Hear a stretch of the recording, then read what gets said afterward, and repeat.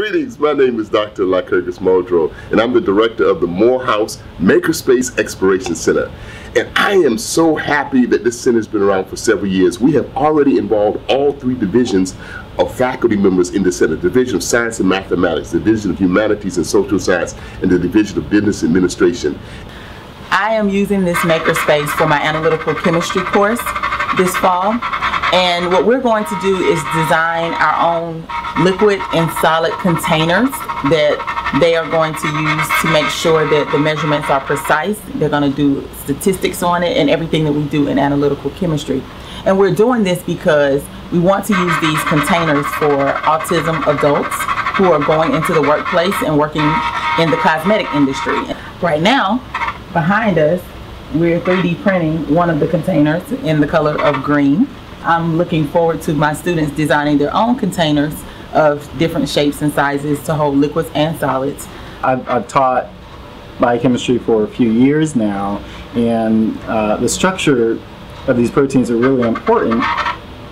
But I have to say, holding them in your hand and being able to rotate it kind of at will was really an amazing thing to do over the summer. I think it really will transform how our students see biochemistry and how they understand the relationship between the structure and functions.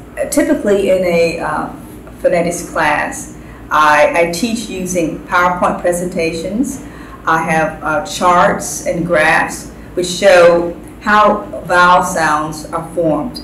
And so what I've done is I've made 3D models, and I want to use this skill in my classroom to teach. It'll be a more hands-on approach because they'll be making their 3D models in the Makerspace lab arena. They'll come back to class, and I'll have, doing various points in the lesson, I'll have the students teaching certain sections of the class. There'll be a way to flip the class. It'll be a way to make the class more interesting by having the students involved.